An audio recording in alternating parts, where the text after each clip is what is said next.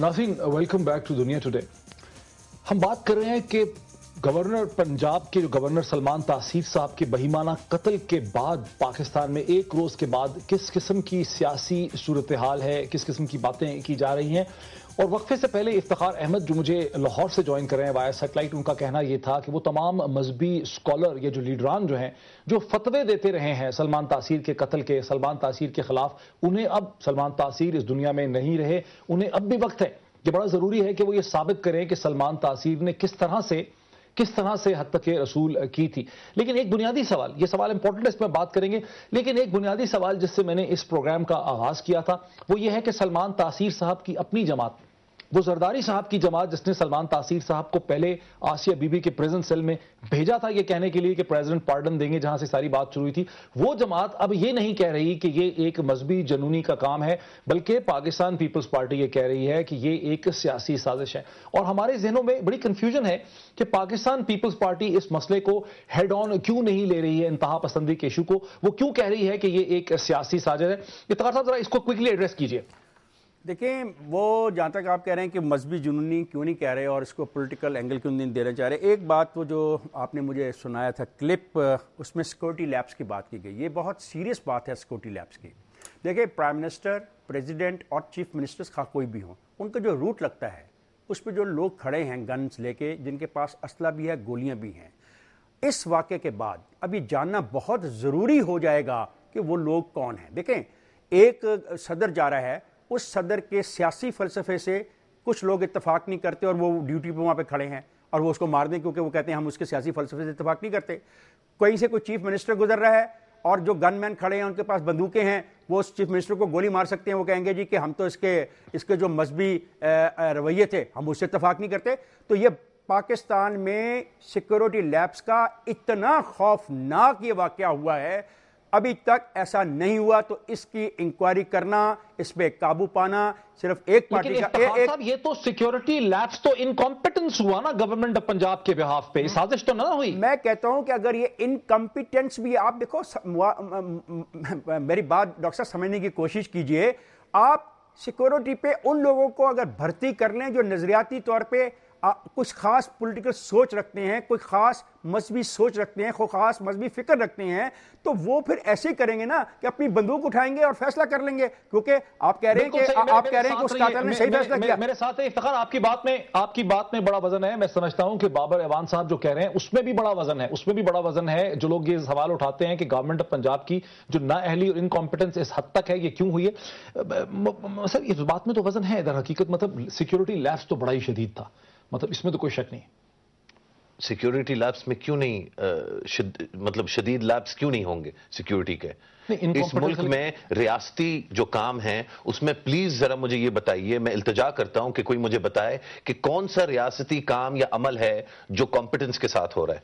कौन सी जगह है जहां पे हम शदीद इनकॉम्पिटेंस जो है वो नहीं दिखा रहे। क्या स्कूलों में हम बच्चों को पढ़ा सकते हैं? क्या नलकों में साफ पानी आ रहा है? क्या सड़कों पे लोग सेफ फील करते हैं? क्या औरतें इस माशरे में अपने आप को महफूज समझती हैं? कौन सी ऐसी चीज है जो हम कॉम्पिटेंस के साथ कर रहे हैं? ऑफ कोर्स सिक्योरिटी लैब्स होगा, लेकिन मैं एक चीज से जो इख्तिलाफ करूंगा, लोगों को ये साजिश नहीं है, ये साजिश नहीं, मुझे सिक्योरिटी लैब्स का मतलब नहीं, मुझे इसका नहीं पता कि ये है या नहीं। इसके लिए तहकीक, देखिए, हमें एक रैशनल डिस्कोर्स जो है वो इस मुल्क में पैदा करना है।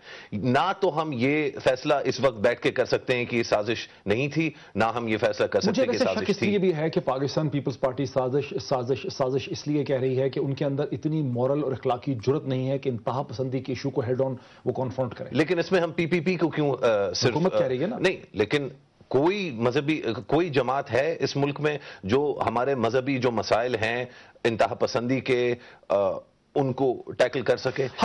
ये सारे तो मजहब को इस्तेमाल करते हैं। इसमें एक बड़ा दिलचस्प सवाल ये होता है कि ये मजहबी जमातें जो हैं, जब वोट लेने का वक्त आता है तो जमात इस्लामी को देख लें, एक सीट इनसे बमुश्किल जीती जाती है, इनके पास कोई वोट बैंक नहीं है। जमीयत उलमा इस्लाम ने खींच तांच के 7-8 उनके पास पूरा इत्तेहादा सीटें हैं।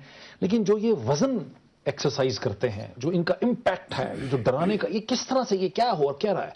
मतलब है कि ये पूरी की पूरी 18 करोड़ की आवाम जो है उसको इन्होंने अंडर सीज रखा हुआ है। ये वजह है उसकी कमजोरी हुकूमत की है और जो बड़ी सियासी जमातें हैं उनकी है। ये थारोली करप्ट हैं। ये विकी लीग से वाज़ेह हुआ कि अमेरिका का मुखबर बन जाने के लिए तैयार हो जाते हैं।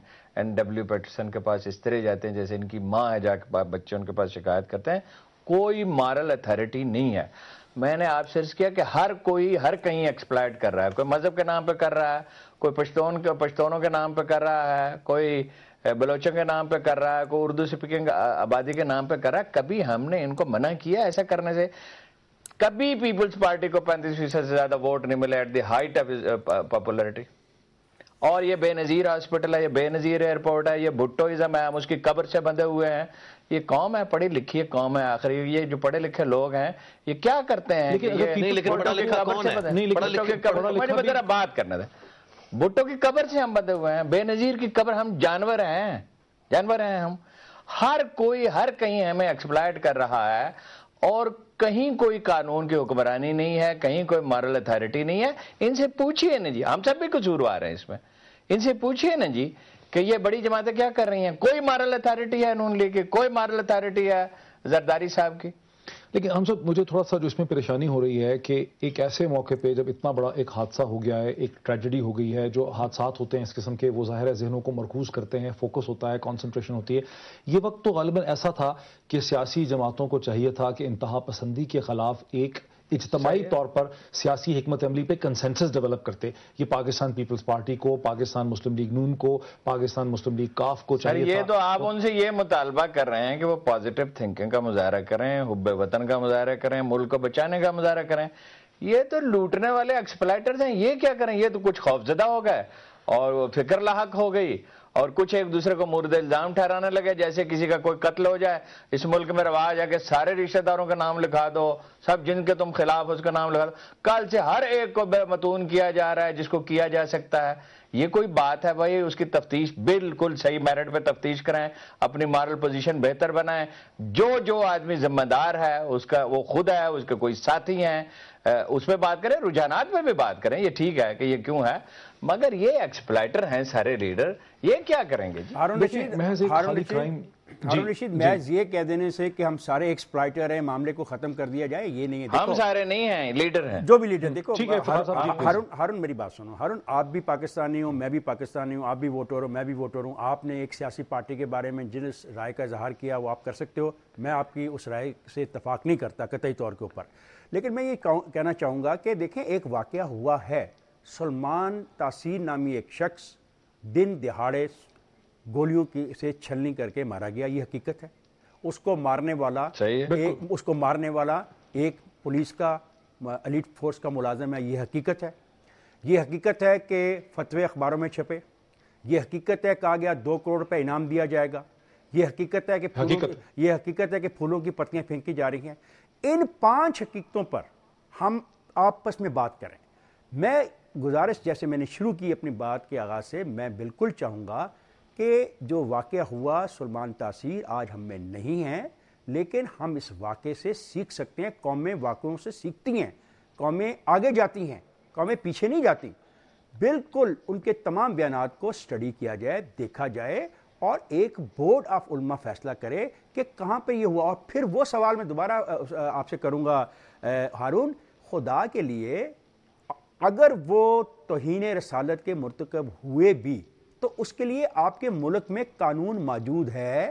اس قانون کا ہی احترام کر لو، عدالتوں کے فیصلوں کا احترام. ہم کیا بات کر رہے ہیں آج بیٹھ کے چاروں سے اس پاکستان میں؟ افتخار صاحب اس سے کون ڈس ایگری کرتا ہے؟ اگر ڈس ایگری نہیں کرتا، اگر ڈس ایگری نہیں کرتا تو پھر ایک بات پر ہمیں فیصلہ کرنا چاہیے. افتخار مجھے ایک بریک لینے دیں، بریک کے بعد اسی پوائنٹ سے ڈسکشن کو کنٹینیو کرتے ہیں.